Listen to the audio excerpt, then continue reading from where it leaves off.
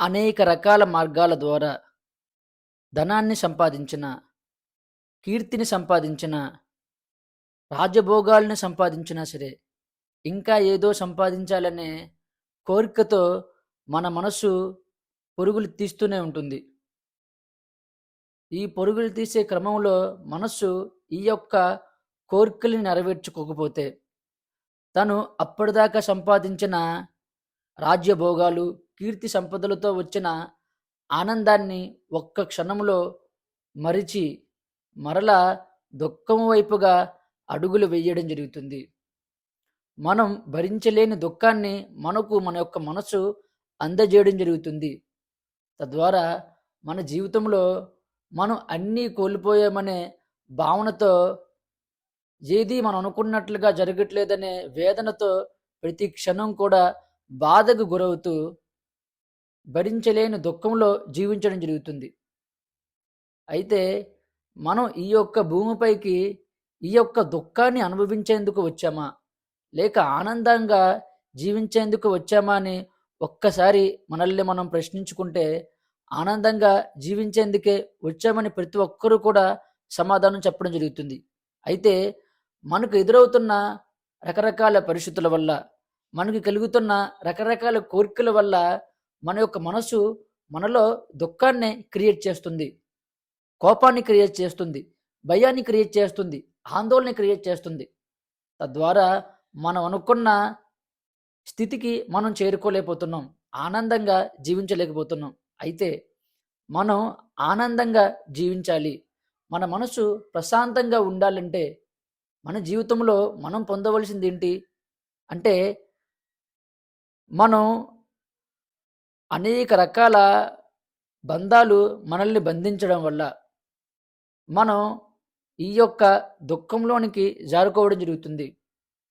భయం అనేది ఒక రకమైన బంధకం, కోపం అనేది మరో రకమైన బంధకం, కోరిక అనేది మరో రకమైన బంధకం. ఇలా రకరకాల బంధాల వల్ల మనం ముక్తిని చేరుకోలేకపోతున్నాం.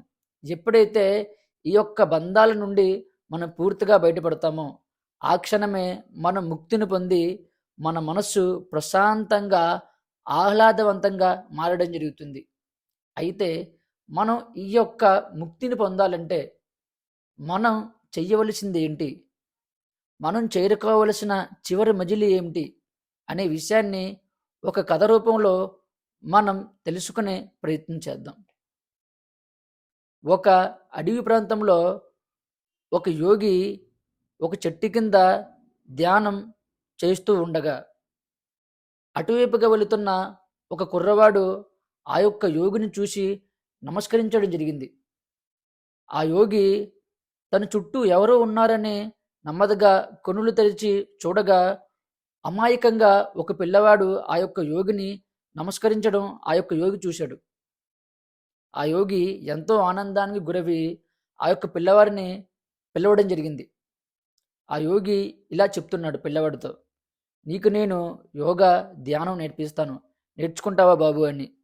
అప్పుడు ఆ పిల్లవాడికి యోగా ధ్యానం అంటే ఏంటి అని తెలియకపోయినా సరే, ఏదో నేర్చుకోవాలనే తపన, ఆతృతతో నేర్చుకుంటానని చెప్పడం జరిగింది. అప్పుడు ఆ యోగి ఆ పిల్లవాడికి శిక్షణ ఇస్తూ యోగా ధ్యానం నేర్పించడం జరిగింది. ఆ పిల్లవాడు ఆ యొక్క యోగితో ఆ పక్కనే ఉండే చెట్టు వద్ద ధ్యానం రోజు చేస్తూ ఉండేవాడు. అయితే కొన్ని రోజులు గడిచిన తర్వాత ఒక దివ్యమైన కాంతి అక్కడికి రావడం జరిగింది. ఆ యొక్క కాంతి యొక్క శక్తి వారిపై ప్రసరించడం ద్వారా వారు నెమ్మదిగా కనులు తెరిచి ఆ యొక్క కాంతిని చూడడం జరిగింది. ఆ కాంతి అక్కడ ధ్యానం చేస్తున్న యోగి వైపు చూసి ఇలా చెప్పింది, నీవు ముక్తిని పొందబోతున్నావు, భగవంతుడిలో నీవు ఐక్యం కాబోతున్నావు అని ఆ యొక్క కాంతి ఆ యొక్క యోగికి చెప్పడం జరిగింది. ఆ యోగి, నేను ఎప్పుడు ముక్తిని పొందబోతున్నాను, భగవంతుడిలో ఎప్పుడు చేరుకోబోతున్నాను అని మరలా ఆ యొక్క కాంతిని అడగడం జరిగింది. అప్పుడు ఆ కాంతి, నీవు మరో 2 జన్మలు వ్యక్తిన తర్వాత నీవు ఈ స్థితికి చేరుకోవడం జరుగుతుంది. తద్వారా భగవంతుణ్ణి నీవు పొందడం జరుగుతుంది అని చెప్పడం జరిగింది. ఒక్కసారిగా ఈ మాట విన్న యోగి దిగ్భ్రాంతికి లోనవ్వడం జరిగింది. ఏంటి, నేను ఇంకో 2 జన్మలు ఎత్తాలా? నేను కొన్ని సంవత్సరాల నుండి ఈ యొక్క యోగ సాధన ప్రాక్టీస్ చేస్తున్నాను. అనేక రకాల గురువుల్ని కలిశాను. అనేక రకాల సాధనలు నేర్చుకున్నాను. అయినా సరే ఇంకో 2 జన్మలు ఎత్తిన తర్వాత నేను ముక్తిని పొందుతానా? అప్పుడే గాని నేను భగవంతుని చేరుకోలేనా? నేను మరలా ఇంకో 2 జన్మలు మొదటి నుండి గురువుల్ని కలిసి అనేక రకాల సాధనలు ప్రాక్టీస్ చేసి అప్పుడు కానీ ముక్తిని చేరుకోలేనా అంటూ తను తన జీవితంలో జరిగిన రకరకాల విషయాలను తెలుసుకుంటూ వాటిని భావన చేస్తూ మనసులో ఆ యొక్క యోగి దుఃఖించడం జరిగింది. అయితే పక్కనే ఉన్న పిల్లవాడు కూడా ఇలా అడగడం జరిగింది, నేను ఎప్పుడు ముక్తిని పొందుతాను, భగవంతుడిలో నేను ఎప్పుడు ఐక్యమవుతానని అడగగా ఆ యొక్క కాంతి, నీవు కూర్చున్న చెట్టుకి ఎన్ని ఆకులు ఉన్నాయో అన్ని జన్మలు నువ్వు ఎత్తిన తర్వాత ముక్తిని పొందుతావు అని చెప్పి మాయమైపోవడం జరిగింది. అప్పుడు ఆ కుర్రవాడు ఏదో తెలియని ఆనందంతో ఆహ్లాదంతో సంతోషంగా ఉండడం జరిగింది. యోగి ఇక్కడ దుఃఖంలో సతమతం అవుతూ బాధపడుతూ ఉన్నాడు.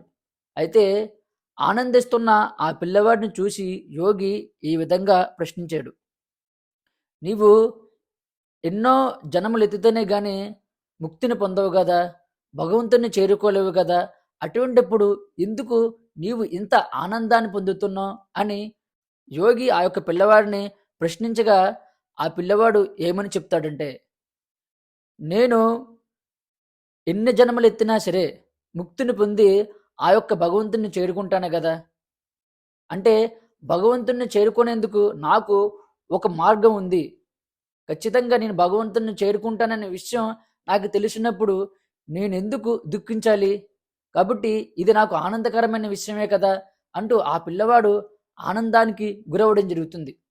మరలా ఆ యొక్క కాంతి ప్రత్యక్షమై నీవు ఈ క్షణమే ముక్తిని పొంది ఆ యొక్క భగవంతుడిలో ఐక్యమవుతావని చెప్పి వెళ్ళిపోతుంది. అయితే ఈ కథలో మనం గుర్తించవలసిన సత్యం ఏమిటంటే, యోగి ఇంకో 2 జన్మలు ఎత్తితేనే గాని నేను ముక్తిని పొందలేనా, భగవంతుని చేరుకోలేనా అంటూ తన జీవితంలో జరిగిన రకరకాల సంఘటనలు తెలుసుకుని ఆ సంఘటనల ద్వారా తను బంధాన్ని ఏర్పరచుకున్నాడు.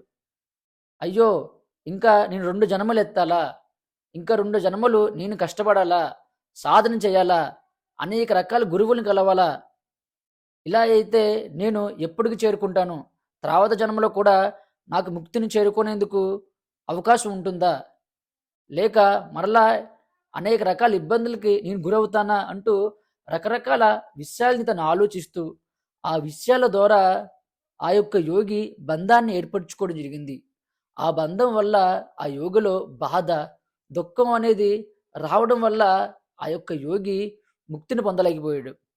అదే ఇక్కడ మరో చెట్టు పక్కన కూర్చున్న కుర్రవాడు తను తను కూర్చున్న చెట్టుకి ఎన్ని ఆకులు ఉన్నాయో అన్ని ఆకులు జన్మలు ఎత్తిన తర్వాత ముక్తిని పొందుతాను అనే విషయాన్ని తెలుసుకున్నా సరే ఆ క్షణం తను ఆ యొక్క భగవంతుడిలో నేను చేరుకుంటాను, ముక్తిని పొందుతాను, ఆ భగవంతుడిలో ఐక్యమవుతానంటూ తను చాలా పాజిటివ్గా ఆలోచిస్తూ తనలో తాను ఆనందాన్ని పొందడం జరిగింది. ఎప్పుడైతే తనలో ఎటువంటి నెగిటివ్ ఆలోచనలు లేకుండా ఎటువంటి భావోద్వేగం లేకుండా తను ఆనందకరమైన స్థితిలో ఉన్నాడో ఆ స్థితి ఆ కుర్రవాడికి ముక్తిని అందించింది. మనం ఒక్కసారి మన జీవితంలో మనం గమనించినట్లయితే మనం ఆనందంగా ఉన్న రోజుని మీరు ఒక్కసారి గమనించండి. మీ జీవితంలో ఏదైనా సంఘటన తీసుకోండి.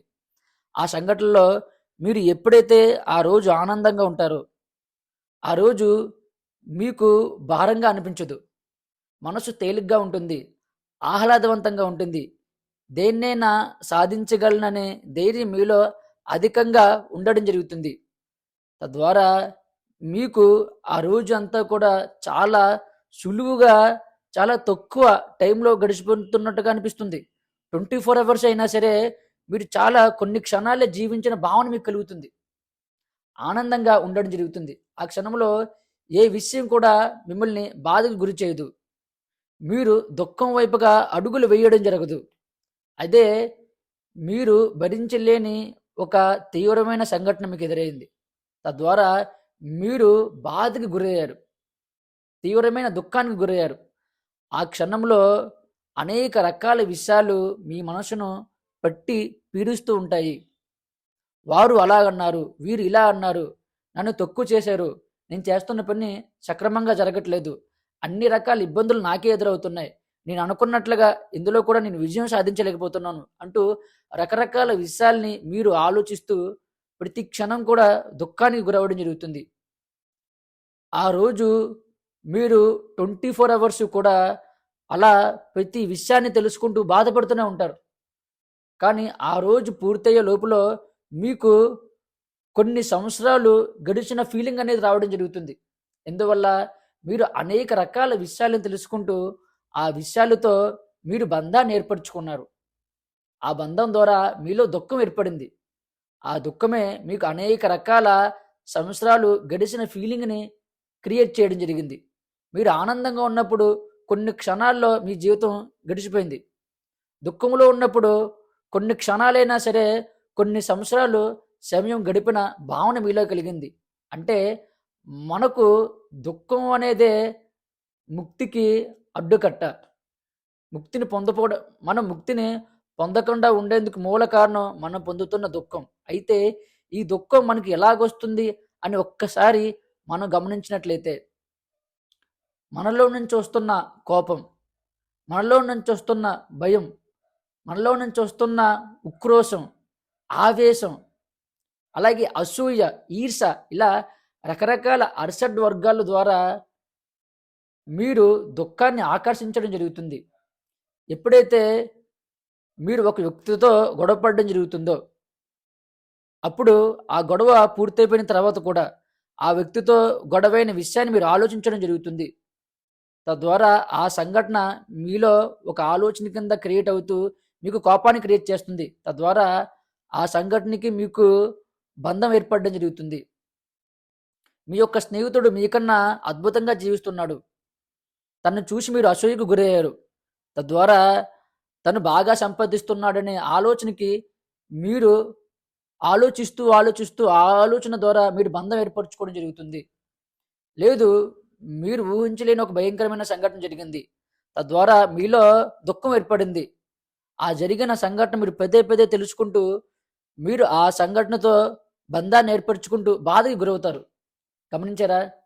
మన జీవితంలో ఏవైతే సంఘటనలు జరుగుతున్నాయో వాటిని మనం ఎమోషనల్గా ఫీల్ అవ్వడం ద్వారా వాటి ద్వారా మనకు బంధం ఏర్పడుతుంది. ఆ బంధమే మనకు ముక్తి రానివ్వకుండా ముక్తికి మనల్ని దూరంగా ఉండే విధంగా చేస్తుంది. అంటే మీలో నుంచి వస్తున్న కోపం, భయం, అసూయ, ఈర్ష, ఇలా రకరకాల చెడు ఎమోషన్సే మిమ్మల్ని బంధానికి గురయ్యేలా చేస్తున్నాయి. అనేక రకాల బంధాలతో మిమ్మల్ని బంధించడం జరుగుతుంది. అలాగే మీ యొక్క కోరికలు కూడా ఇటువంటి కారణాల వల్లే ఏర్పడడం జరుగుతుంది. తద్వారా ఆ కోరికలతో పూర్తిగా మీరు బంధించబడి ముక్తిని పొందలేకపోతున్నారు. ఎప్పుడైతే మీరు ప్రతి విషయాన్ని కూడా స్వీకరిస్తూ, అంగీకరిస్తూ మనసులో ఆనందంగా భావన చేస్తారో ఆ క్షణం మీరు గమనించినట్లయితే పరమానందాన్ని మీరు పొందడం జరుగుతుంది. ఆ పరమానందం మీ చుట్టూ ఉండి ఈ విషయంతో కూడా మీకు బంధం ఏర్పడనివ్వకుండా మీరు ఆ క్షణం ఆనందంగా ఉండే విధంగా చేస్తుంది. మీరు ఎప్పుడైతే ఆనందాన్ని పొందుతున్నారో, ఆహ్లాదవంతంగా ఉంటున్నారో అప్పుడే మీరు బంధరహిత స్థితిలో ఉంటున్నారు. అంటే మీరు ముక్తిని పొంది ఆ భగవంతుడితో ఐక్యమవ్వడం జరుగుతుంది. ముక్తి అంటే ఎక్కడో సాధన చేసి లేక భగవంతుడిలో చేరుకున్నప్పుడే మనం ముక్తిని పొందాం అనుకుంటున్నారు. కానీ కాదు. మనలో ఉండే అర్షడ్ వర్గాల నుండి పూర్తిగా మనం దూరం జరిగి ప్రతి క్షణం కూడా మనం పరమానంద స్థితిలో ఉంటామో అదే మన ముక్తి. అప్పుడే మనం ఆ భగవంతుడిలో ఐక్యమయ్యామని మనం గుర్తించవచ్చు. కాబట్టి స్నేహితులారా, మీలో నుంచి వస్తున్న ఎమోషన్స్‌ని మీరు ఒక్కసారి గమనించండి. ఆ ఎమోషన్స్‌ని మీరు ఎప్పుడైతే మీలో నుంచి నెమ్మదిగా బయటికి పంపిస్తారో, ప్రతి క్షణం కూడా మీరు ఆనందంగా, ఆహ్లాదవంతంగా ఉంటారో, అప్పుడే మీరు ముక్తిని పొందినట్టు, ఆనందకరమైన స్థితిలో ఉన్నట్టు, అద్భుతంగా జీవిస్తున్నట్లు, ఆ భగవంతుడితో ఐక్యమైనట్లు. కాబట్టి ఒక్కసారి మిమ్మల్ని మీరు గమనించండి. నేను చెప్తున్న క్రియాయోగ క్లాసెస్ ద్వారా మనం ఈ యొక్క అనేక రకాల ఆలోచనలను గానీ, భావోద్వేగాలను గానీ మనలో నుంచి ఎలా బయటికి పంపించాలి, మనం ఆనందంగా ఎలా జీవించాలి అనే విషయాన్ని నేర్పించడం జరుగుతుంది. కాబట్టి మీరు మీలో నుంచి వచ్చే అర్షడ్ నుండి, చెడు ఎమోషన్స్ నుంచి బయటపడి ముక్తిని పొందవచ్చు. ఓకేనండి. ఈ యొక్క విలువైన సమాచారాన్ని ప్రతి ఒక్కరికి షేర్ చేసి, మీ యొక్క స్నేహితులు కూడా ఆనందకరమైన స్థితిలో ఉండే విధంగా సహకరిస్తారని నేను మనస్ఫూర్తిగా కోరుకుంటున్నాను. వీడియోకి లైక్ చేయండి, కామెంట్ చేయండి. Thank you.